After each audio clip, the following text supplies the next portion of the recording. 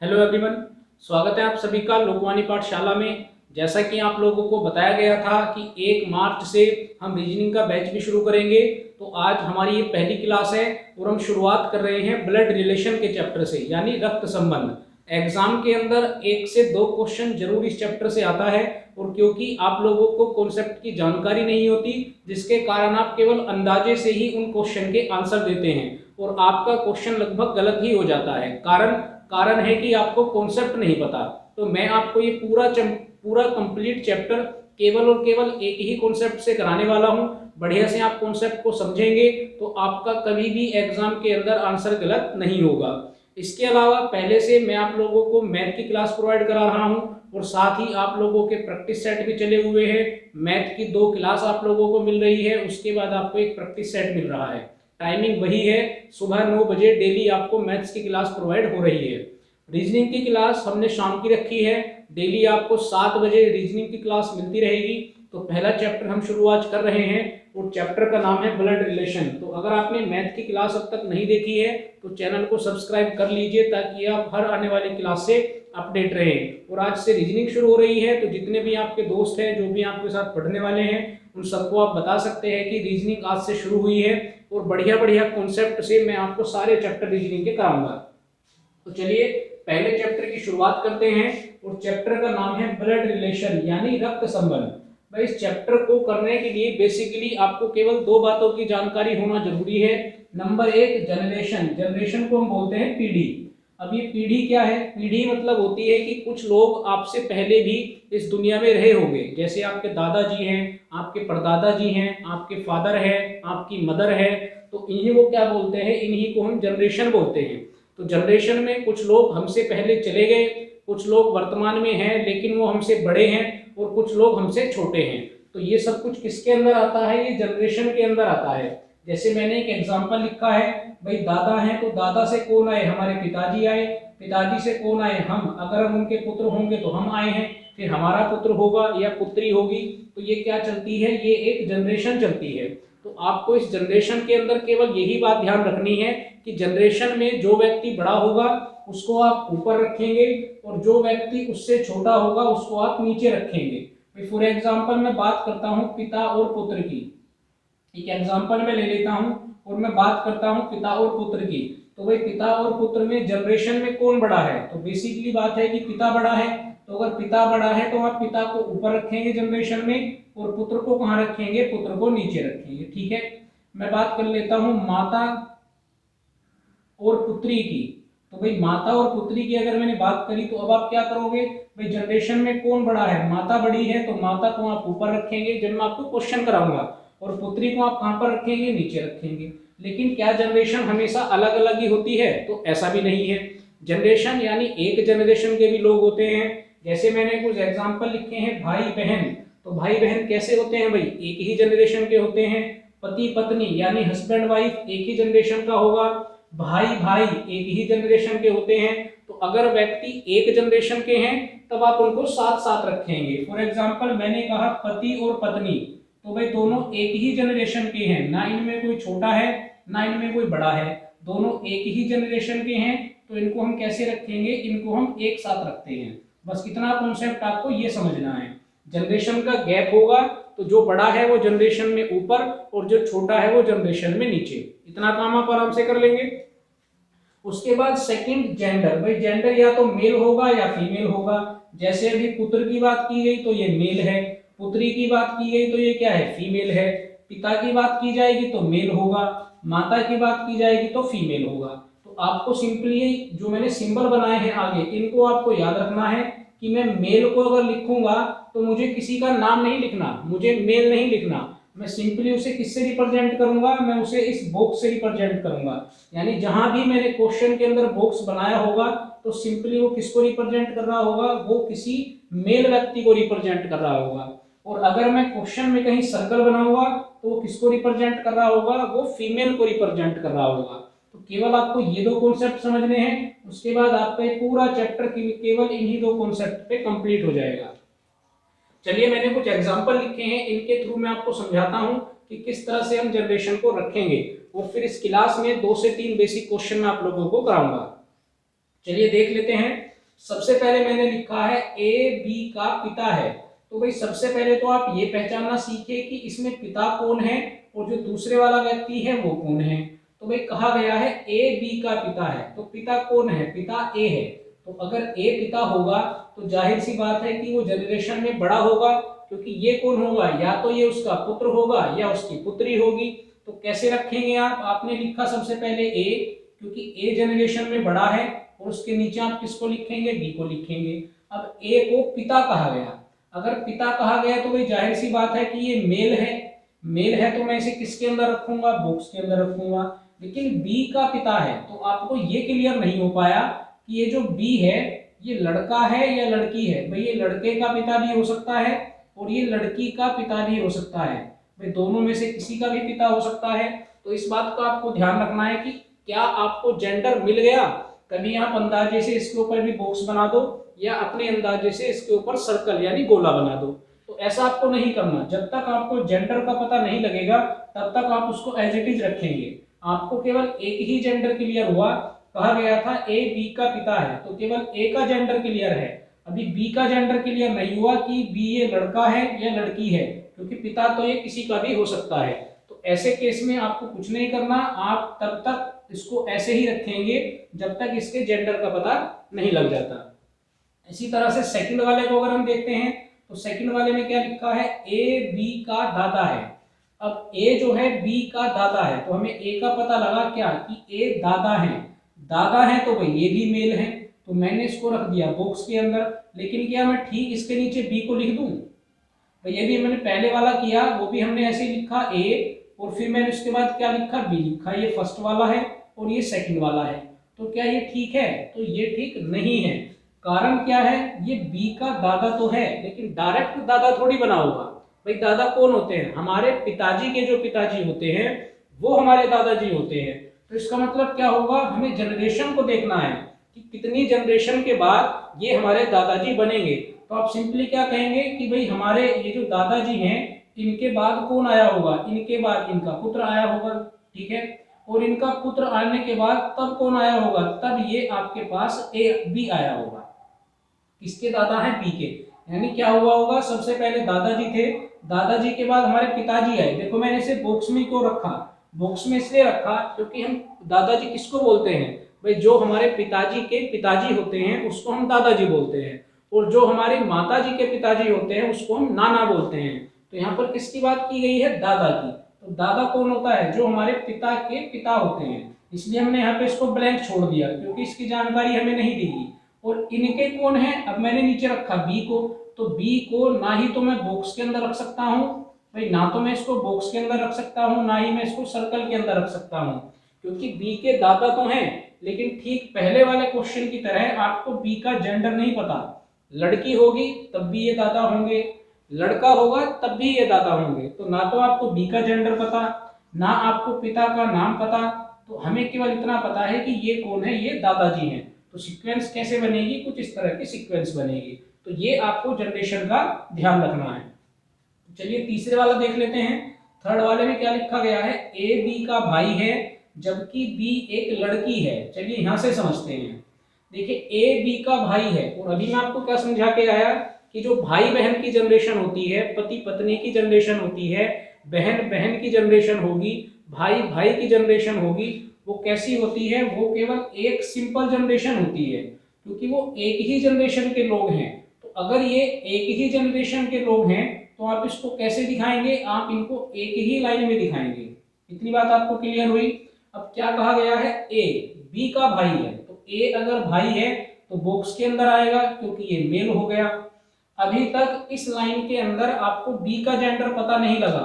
भाई हो सकता है बी का भाई है, हो सकता है कि बी कोई लड़का हो, और ये भी हो सकता है कि बी कोई लड़की हो। बात समझ में आ रही है? भाई ये लड़की भी हो सकती है और ये लड़का भी हो सकता है। ये तो भाई बन गया। तो अगली लाइन इस बात को डिफाइन कर रही है कि ये बी लड़का है या लड़की। क्या लिखा हुआ है?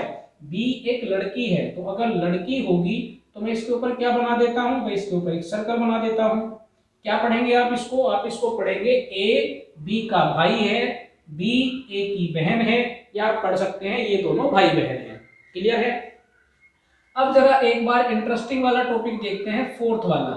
लिखा है ए बी का पति है, तो आप क्या करेंगे भाई, पति कौन है, ए।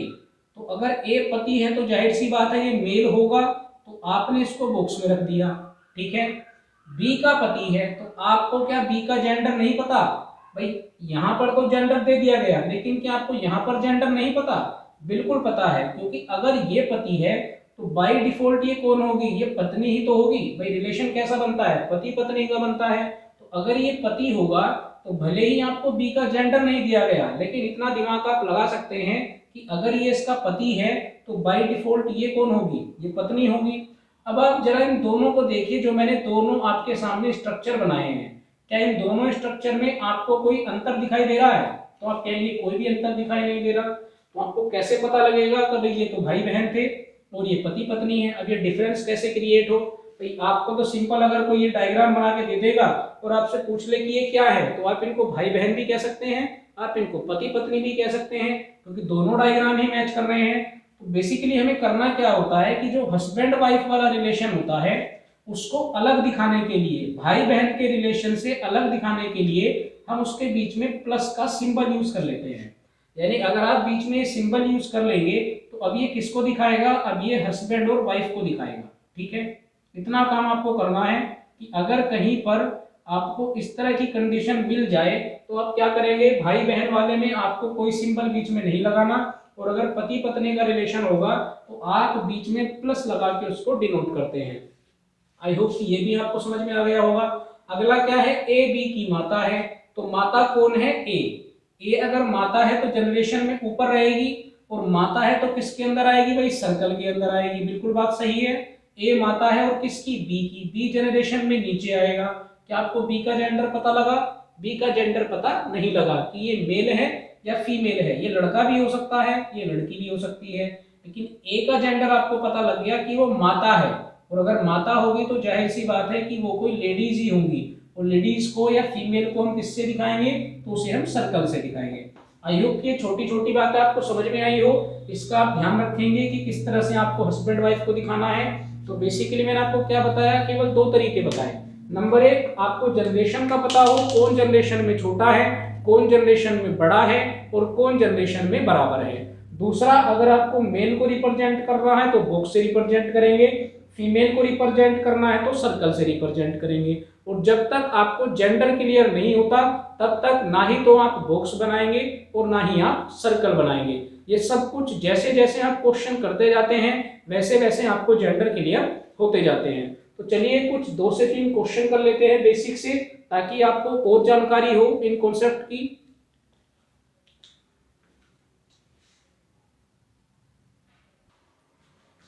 तो चलिए भाई इसी कॉन्सेप्ट पर ये 2 क्वेश्चन हम करेंगे। पहला क्वेश्चन है, ए बी की माता है, पी ई की पत्नी है, ई बी का पिता है, बी एफ का भाई है। तब आपको बताना है ए का एफ से क्या रिश्ता है। तो जो मैंने आपको बताया, सबसे पहले तो आप जनरेशन का ध्यान रखेंगे कि जनरेशन कैसी है भाई। जो जनरेशन में छोटा होगा वो नीचे आएगा, और जो जनरेशन में बड़ा होगा वो ऊपर जाएगा। दूसरा मैंने आपको क्या बताया कि भाई अगर आपको मेल को रिप्रेजेंट करना है तब आप क्या बनाएंगे, तब आप एक बॉक्स बनाएंगे, और अगर आपको फीमेल को रिप्रेजेंट करना है तब आप क्या बनाएंगे, तब आप एक सर्कल बनाएंगे, यानी एक गोला बनाएंगे। तो आपको केवल इन 3 बातों का ध्यान रखना है। तो पहली लाइन पढ़ते हैं, और ये भी ध्यान रखना है कि जो जेंडर दिया गया उसी को हमें बॉक्स के या सर्कल के अंदर रखना है। जो जेंडर नहीं दिया गया उसको फिलहाल हम खाली रखते हैं जब तक उसके जेंडर का पता नहीं लग जाता। तो लिखा गया है ए पी की माता है, तो आपको किसका जेंडर क्लियर हुआ भाई, ए का जेंडर क्लियर हुआ, और वो किसकी माता है, पी की। तो अगर पी की माता होगी तो पी कहां पर आएगा, पी जनरेशन में नीचे आएगा और ए जनरेशन में ऊपर आएगा, क्योंकि ए माता है पी की, तो पी छोटा होगा। अब अगर ये माता है तो मैं इसे किसके अंदर रखूंगा भाई, मैं इसे सर्कल के अंदर रखूंगा। लेकिन मुझे पी का नहीं पता, हो सकता है कि ये कोई लड़का हो या हो सकता है ये कोई लड़की हो, भाई दोनों में से कोई भी हो सकता है। ठीक है, आगे चलते हैं। लिखा है पी ई की पत्नी है। अब आप देखिए पी को क्या बना दिया गया, पी को पत्नी बना दिया गया, और किसकी पत्नी बना दिया गया, ई की पत्नी बना दिया गया। तो पहले तो आप ये देखिए कि इन दोनों की जनरेशन कैसी है। भाई अगर पी ई की पत्नी होगी तो जाहिर सी बात है कि ई कौन होगा, ई पति होगा। बात समझ में आई? भाई अगर पी पत्नी है तो ई कौन होगा, ई पति होगा। और दोनों ही दोनों कैसे हो गए, दोनों ही दोनों एक जनरेशन के हो गए। और पति पत्नी को हम किससे दिखाते हैं, तो उसको हम प्लस के साइन से दिखाते हैं। अब ये भी क्लियर हो चुका कि अगर पी पत्नी है तो जाहिर सी बात है कि वो कौन है, वो एक लड़की है। तो इसका जेंडर भी क्लियर हो गया। तो इसको हमने किस में दिखा दिया, सर्कल में दिखा दिया। क्या इसका जेंडर भी क्लियर है? बिल्कुल क्लियर है, क्योंकि अगर वो पी ई की पत्नी है तो ई बाय डिफॉल्ट कौन होगा, एक मेल होगा, क्योंकि वो पी का पति होगा। आगे चलते हैं, लिखा है ई बी का पिता है। देखिए यहां से भी ई का जेंडर क्लियर हो गया। भाई ई पिता है किसका, बी का। तो अगर बी का पिता होगा तो बी जनरेशन में कहा जाएगा, क्या वो ई से ऊपर आएगा? नहीं, वो कहां पर जाएगा, वो जनरेशन में नीचे जाएगा। क्यों? क्योंकि ई बी का पिता है तो बी जनरेशन में नीचे गया। तो नीचे जाने पे आप एक एरो भी लगा सकते हैं। क्या आपको बी का जेंडर क्लियर हुआ? भाई बी कौन है ये आपको भी नहीं पता लगा, केवल इतना पता लगा कि ई बी का पिता है। तो आप क्या कर सकते हैं, आप वापस लिख सकते हैं कि ये कोई लड़का भी हो सकता है और ये कोई लड़की भी हो सकती है। ठीक है, आगे पढ़ते हैं। बी एफ का भाई है। अब आप देखेंगे तो आपको बी का जेंडर भी क्लियर हो गया। और बी कौन है, बी एफ का भाई है। भाई भाई बहन हो या भाई भाई हो या पति पत्नी हो, सब एक जनरेशन के होते हैं। यानी ये दोनों भी एक जनरेशन के हैं। तो बी और एफ को मैं एक साथ रख सकता हूं। और यहां से बी का जेंडर क्लियर हो गया कि बी एफ का भाई है। तो बी का जेंडर तो क्लियर हो गया, यानी मैं इसके ऊपर क्या बना देता हूं, एक बॉक्स बना देता हूं। लेकिन एफ का भाई है तो आपको एफ का जेंडर क्लियर नहीं हुआ। तो ये कोई लड़का भी हो सकता है और ये कोई लड़की भी हो सकती है। ये दोनों भाई भाई भी हो सकते हैं और ये दोनों भाई बहन भी हो सकते हैं। अब देखते हैं क्वेश्चन क्या पूछा गया है। क्वेश्चन पूछा गया है ए का एफ से क्या रिश्ता है। इस लाइन को आपको बड़े ध्यान से समझना है। कभी कभी हम पूरा स्ट्रक्चर सही बना लेते हैं और आंसर हम गलत दे जाते हैं। देखिए आपको सिंपली क्या करना है, जहां से रिलेशन पूछा गया है, कहां से पूछा गया है, ए का, तो जिसके साथ ये वर्ड का लगा हुआ है हमें उसका रिलेशन बताना होता है। तो ए का एफ से क्या रिलेशन है, सबसे पहले आप क्या करेंगे, जहां से कहा गया वहां से यहाँ पे एक एरो बनाएंगे, यानी एक तीर का निशान बनाएंगे। कहां से कहा गया है, ए से, तो आप शुरुआत कहां से करेंगे, ए का, और कहां पर लेके आएंगे, एफ पर। यानी आपको ये बताना है कि ये जो ए है ये एफ का क्या लगता है या क्या लगती है। वापस समझ लीजिए, जहां से कहा जाएगा ए का, तो ए का रिश्ता बताना है कि ए का एफ से क्या रिश्ता है। तो जहां से कहा जाएगा वहां से आप एरो बनाएंगे। अब जरा इन रिश्तों को समझते हैं कि ये रिलेशन क्या बनते हैं। भाई ये दोनों पति पत्नी हो गए, सिंपल सी बात है। और इन पति पत्नी के ये कौन हो गए, बच्चे हो गए। ये लड़का है, ये लड़की है। और ये जो ए था ये किसकी माँ है, ये हमारी माता जी की माता है, यानी ये हमारी मम्मी की मम्मी है। ये जो दोनों बच्चे हैं इनकी मम्मी की ये कौन है, मम्मी है। तो मम्मी की मम्मी कौन लगती है, तो भाई मम्मी की मम्मी हमारी क्या लगती है, नानी लगती है। तो यही पूछा गया है कि ए का एफ से क्या रिश्ता है। ये दोनों बच्चे हैं किसके, इनके। और जो ये माता है ये किसकी है, ये माता की माता है। भाई अगर ये पिता की माता होती तब हमारा आंसर क्या होता, तब हमारा आंसर होता दादी। लेकिन ये माता किसकी है, ये मम्मी की माता है, तो वो हमारी क्या लगती हैं, वो हमारी नानी लगती हैं। तो पूछा गया है ए का एफ से क्या रिश्ता है, तो ए का पूछा गया है, तो ए कौन है, ए एफ की नानी है। अगर पूछा जाता एफ का ए से क्या रिश्ता है, तब हम इधर से चलते, तब हम इधर से बोलते, फिर हम क्या बोलते, नातिन बोलते। नातिन बोला जाता है किसको, जो नानी की नातिन होती है, यानी जो रिलेशन इन दोनों में बैठेगा उसको हम क्या कहते हैं, उसको हम नातिन कहते हैं। लेकिन फिलहाल आंसर क्या होगा, तो करेक्ट आंसर होगा नानी। चलिए दूसरा क्वेश्चन देखते हैं। लिखा है ए बी का पिता है, सी ए की बहन है, डी सी की पुत्री है, ई सी का पुत्र है, तब ई का बी से क्या रिश्ता है। तो भाई इन्हीं तीन चीजों को आप ध्यान रखो, जनरेशन, मेल और फीमेल। और जब तक जेंडर का पता नहीं लगता तब तक आप उसके ऊपर ना बॉक्स बनाएंगे और ना ही सर्कल बनाएंगे। तो पहली लाइन क्या कहती है, ए बी का पिता है, तो पिता कौन है, ए, तो जनरेशन में ऊपर आएगा और क्योंकि पिता है तो बॉक्स के अंदर आएगा। किसका पिता है, बी का, बी जनरेशन में कहाँ जाएगा, नीचे जाएगा।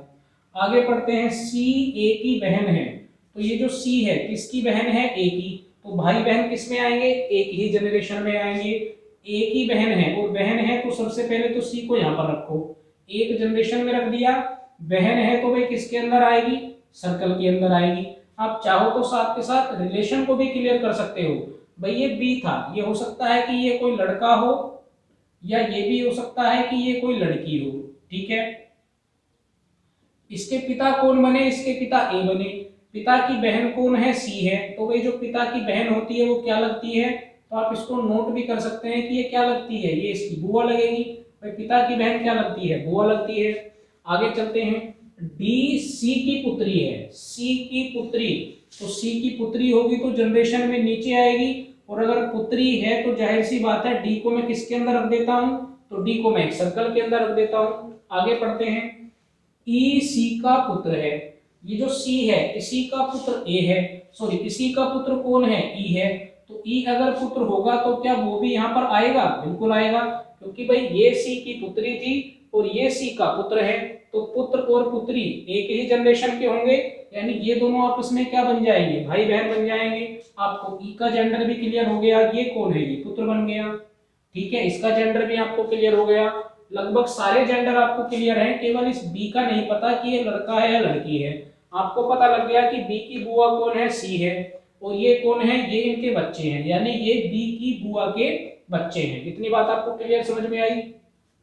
आगे क्या कहा गया, तब ई का बी से क्या रिश्ता है।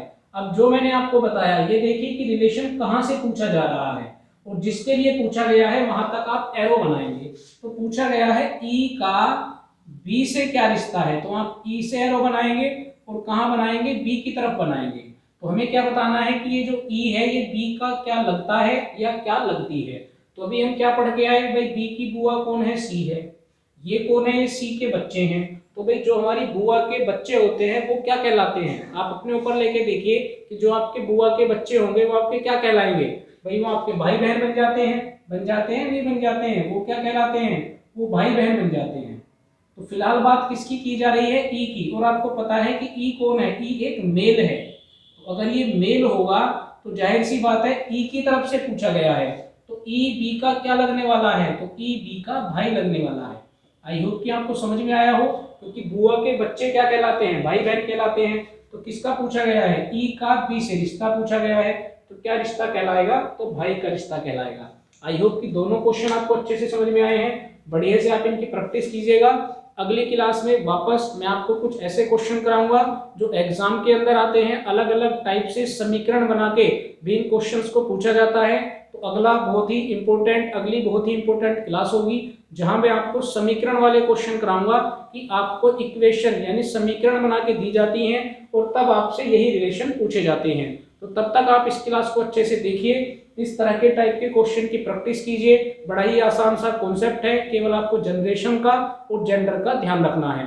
तो चलिए फिलहाल इस क्लास में इतना ही है। दूसरी क्लास वापस आपको कल 7 बजे मिलेगी, पर्टिकुलर एक टाइम है, 7 बजे ही आपको क्लास लगातार मिलती रहेगी। तो अगर आपने अब तक चैनल को सब्सक्राइब नहीं किया है तो लोकवानी पाठशाला चैनल का नाम है, प्लीज सब्सक्राइब कर लीजिए, खुद भी सब्सक्राइब कीजिए, अपने दोस्तों से भी कराइए ताकि उन्हें इन नए कॉन्सेप्ट की जानकारी हो और वो एग्जाम में अच्छे से क्वेश्चन को कर पाए। तो चलिए भाई फिलहाल इस क्लास में इतना ही है, अगली क्लास में आप लोगों से वापस मुलाकात होगी। Thank you.